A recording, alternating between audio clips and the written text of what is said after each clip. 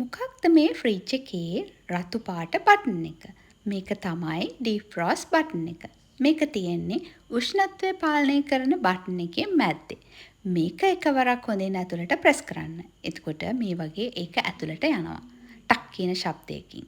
මේ වෙලාවේ ෆ්‍රිජ් එකේ ස්විච් එක ඔන් ඔෆ් කරලා නැහැ.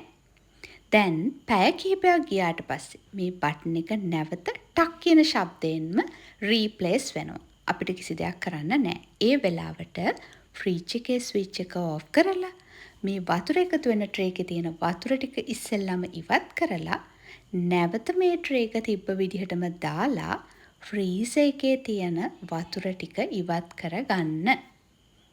හොඳ පිරිසිදු ෆයිබර් ක්ලෝත් එකක් පාවිච්චි කරලා මේ වතුර පුංචි පුංචි අයිස් කැට තියෙනවා නම් මේ සියල්ල පහසුවෙන්ම ඉවත් කරන්න පුළුවන්.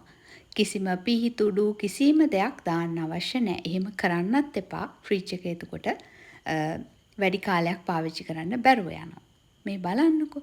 දැන් මේක ක්ලීන් කරාම කොච්චර ලස්සනයිද කියලා. ඊළඟට මේ පිරිසිදු කරගත්ත ෆ්‍රීසර් එක වගේම මේ ට්‍රේ එකත් හොඳින් පිරිසිදු කරලා නැවත තිබ්බ විදිහටම දාන්න. ඊළඟට ෆ්‍රිජ් එකේ තියෙන ඉතුරු ට්‍රේස් ඒවත් මේ වගේම හොඳින් සෝදලා පිරිසිදු කරලා නැවත තිබ්බ විදිහටම දාගන්න. මේ ට්‍රේස් වැඩි කාලයක් පැල්ලම් රහිතව පාවිච්චි කරන්න ඕනේ නම් මෙන්න මේ වගේ ෆ්‍රිජ් මැට් එකක් යූස් කරන්න.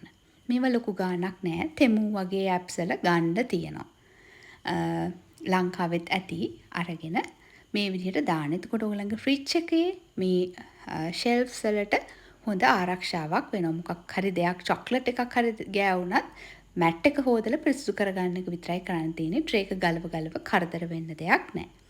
මෙහෙම පිරිසිදු කරගත්ත ෆ්‍රිජ් එකට නැවත තමන්ගේ බඩු ටික තිබ්බ විදිහට දාලා ෆ්‍රිජ් එකේ ඇතුළ පිරිසිදු කරන කටයුතු අවසන් කරන්න. මේ වෙලාවේදී ඔයගොල්ලෝ ෆ්‍රිජ් එකේ බීඩින් එකත් තෙත මාත්තු කරගත්ත ෆයිබර් ක්ලෝත් එකකින්ම ක්ලීන් කරන්න.